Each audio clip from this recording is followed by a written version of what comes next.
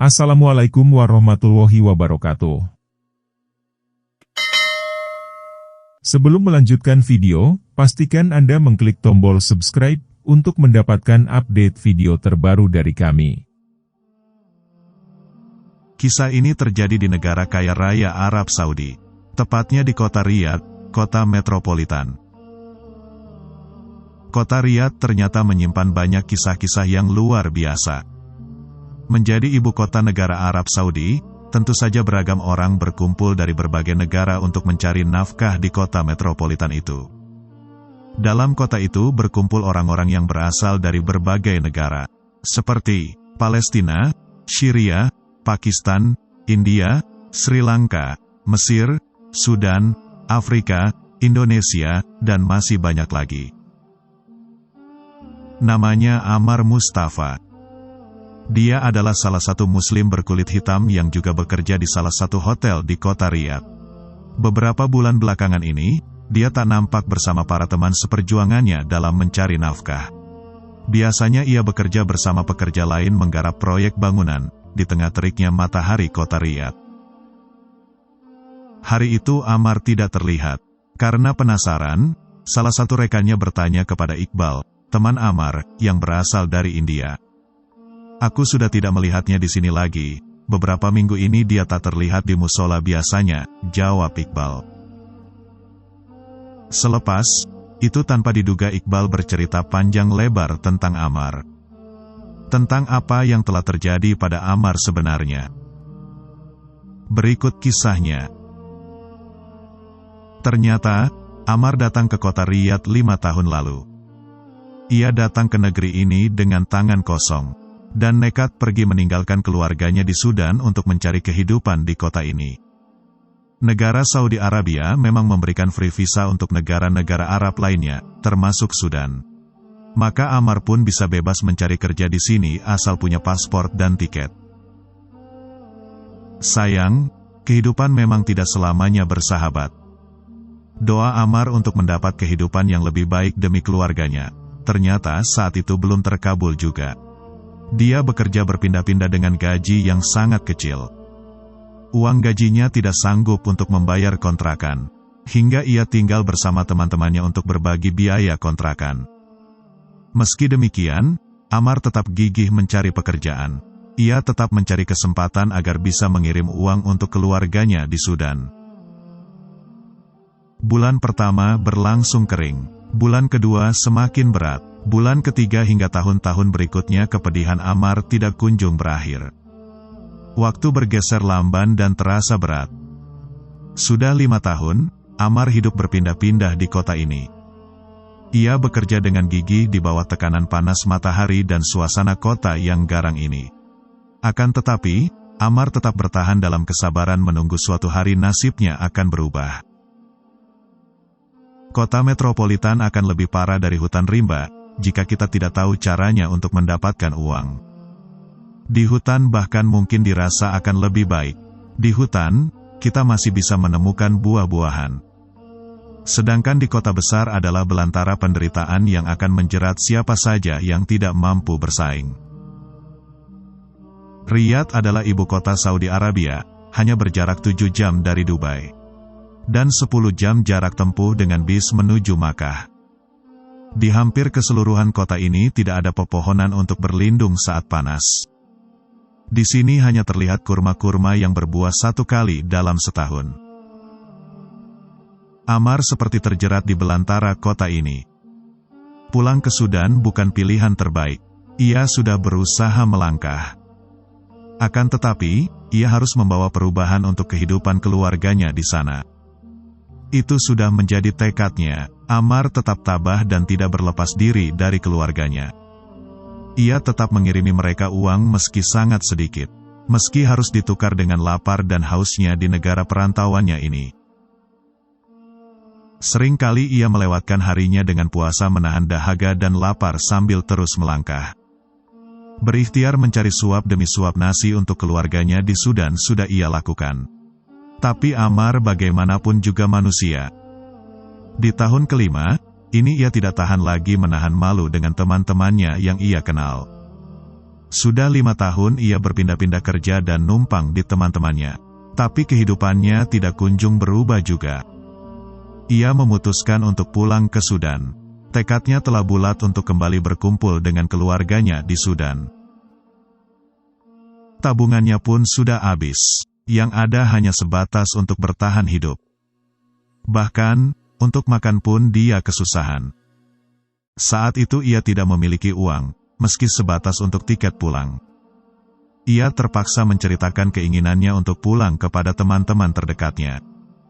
Dan salah satu teman baik Ammar akhirnya memberinya sejumlah uang untuk membeli tiket ke Sudan.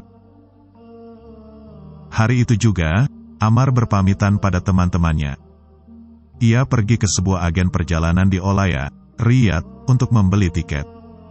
Sayang, ternyata semua penerbangan Riyadh ke Sudan minggu ini susah didapat.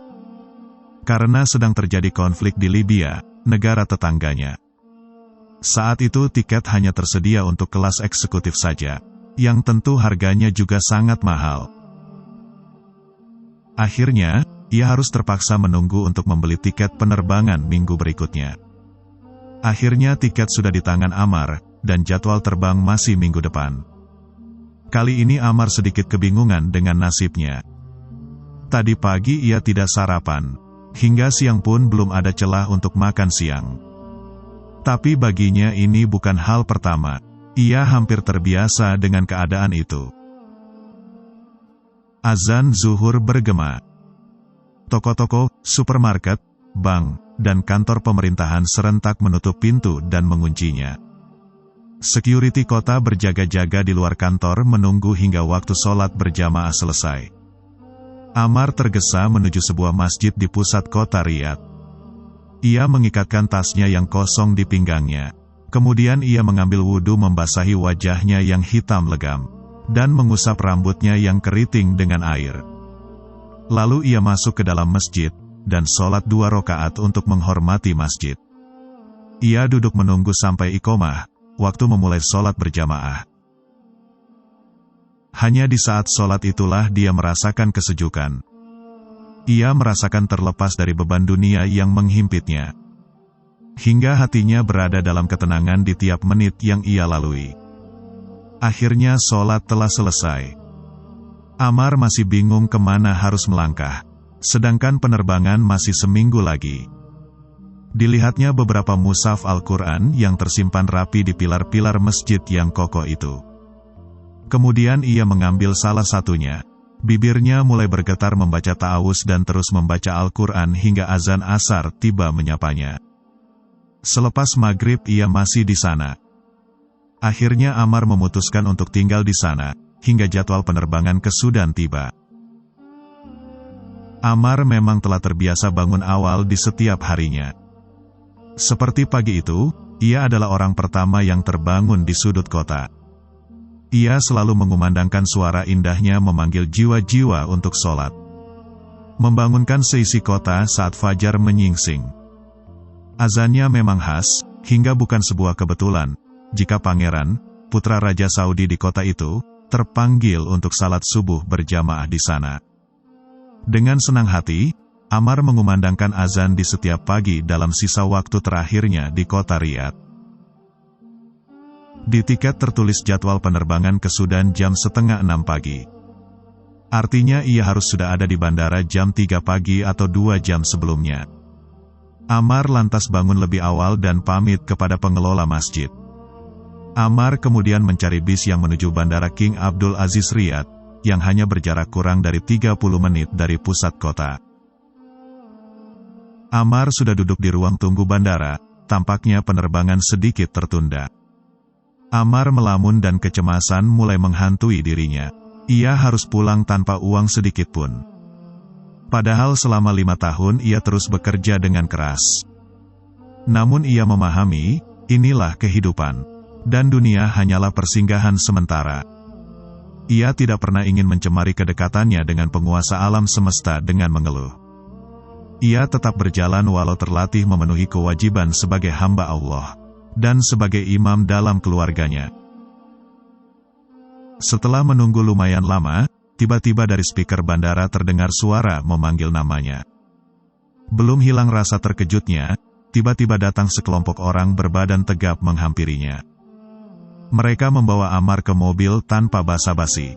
Mereka hanya berkata, "Pangeran memanggilmu ke istana sekarang." Ternyata gerombolan orang-orang tadi adalah pengawal kerajaan yang ditugaskan menjemput Ammar. Ammar semakin bingung ada apa pangeran memanggilnya. Apakah dia punya kesalahan besar hingga disuruh menghadap pangeran? Kerajaan Saudi memiliki banyak putra dan putri kerajaan. Mereka tersebar hingga ratusan di seluruh Jazirah Arab dan tinggal di istana masing-masing. Ammar sudah tiba di istana dan pangeran menyambutnya dengan ramah. Ammar kemudian dijelaskan apa maksud dari penjemputannya ini. Ternyata setiap kali Ammar azan, pangeran selalu bangun dan merasa terpanggil untuk sholat. Hingga suatu hari, suara azan Ammar sudah tak terdengar lagi. Pangeran merasa kehilangan sekali, sampai akhirnya, sang pangeran mengetahui bahwa sang muazin pulang ke negerinya. Dengan cepat, dia langsung memerintahkan pihak bandara untuk menunda penerbangan dan segera menjemput Ammar. Di istana, Ammar dijamu dengan baik sambil sang pangeran menanyakan mengapa Ammar ingin kembali ke negerinya. Lalu ia mulai bercerita bahwa sudah 5 tahun bekerja di kota Riyadh, tapi tak pernah mendapatkan kesempatan kerja yang tetap serta gaji yang cukup untuk menghidupi keluarganya di Sudan. Sang pangeran kemudian mengangguk-ngangguk dan bertanya, "Berapakah gajimu dalam 1 bulan?" Ammar kebingungan, karena gaji yang ia terima tidak pernah tetap. Bahkan sering ia tidak punya gaji berbulan-bulan. Pangeran memakluminya, lalu beliau bertanya lagi, "Berapa gaji paling besar dalam sebulan yang pernah kamu terima?" Dahi Ammar berkerut, mengingat kembali catatan hitamnya selama 5 tahun ini. "Alhamdulillah, 1.400 rial," jawab Ammar. Pangeran tiba-tiba langsung memerintahkan bendaharanya untuk menghitung 1.400 rial yang dikali dengan 5 tahun atau setara 60 bulan. Dan hasilnya adalah 84.000 rial, atau setara 184.800.000 rupiah. Lalu pangeran menyerahkan uang tersebut kepada Ammar. Tubuh Ammar gemetar melihat keajaiban di hadapannya. Belum selesai bibir mengucapkan hamdalah, pangeran menghampiri dan memeluknya seraya berkata, "Aku tahu cerita tentang keluargamu yang menantimu di Sudan. Pulanglah temui istri dan anakmu dengan uang ini, lalu kembalilah setelah 3 bulan. Saya siapkan tiket untuk kamu dan keluargamu kembali ke kota Riyadh. Jadilah Bilal di masjidku dan hiduplah bersama kami di tempat ini." Ammar tak dapat menahan air matanya. Ia bukan terharu karena menerima sejumlah uang, walau uang itu sangat besar bagi keluarganya yang miskin. Ammar menangis karena keyakinannya selama ini benar. Allah sungguh memperhatikan hambanya. Kesabaran selama 5 tahun berakhir dengan indah. Inilah buah dari kesabaran dan keikhlasan Ammar. Semua berubah dalam sekejap. 5 tahun itu adalah masa yang lama bagi Ammar. Tapi tidak ada yang mustahil bagi Allah. Tidak ada yang tidak mungkin jika Allah berkehendak. Ini kisah nyata yang tokohnya sekarang masih berada di kota Riyadh. Saat ini Ammar hidup cukup di sebuah rumah di dalam istana milik pangeran kerajaan Saudi. Ammar dianugerahi Allah hidup yang baik dan mulia di dunia. Ammar kini menjabat sebagai muazin di sebuah masjid pangeran Saudi Arabia di pusat kota Riyadh. Subhanallah. Seperti itulah buah dari kesabaran. Jika sabar itu mudah, tentu semua orang bisa melakukannya. Jika kamu mulai berkata sabar itu ada batasnya, itu berarti pribadimu belum mampu menetapi kesabaran. Karena sabar itu tak ada batasnya. Batas kesabaran itu terletak di dekat pintu surga dalam naungan keridoannya. Dalam Quran Surat Al-Fussilat ayat 35, Allah berfirman, "Sifat-sifat yang baik itu tidak dianugerahkan melainkan kepada orang-orang yang sabar, dan tidak dianugerahkan melainkan kepada orang-orang yang mempunyai keuntungan yang besar." Allahu Akbar, Maha benar Allah dengan segala firman-Nya. Kisah nyata ini memberi pelajaran pada kita semua. Insya Allah, yang terbaik akan diberikan Allah pada mereka yang berdoa dengan ikhlas dan berusaha keras. Demikian kisah kesabaran seseorang yang bernama Ammar. Semoga kita dapat mengambil hikmah dari kisah ini. Terima kasih telah menonton. Jangan lupa klik tombol subscribe, like, komen, dan share, sebagai bentuk dukungan terhadap channel kami. Wassalamualaikum warahmatullahi wabarakatuh.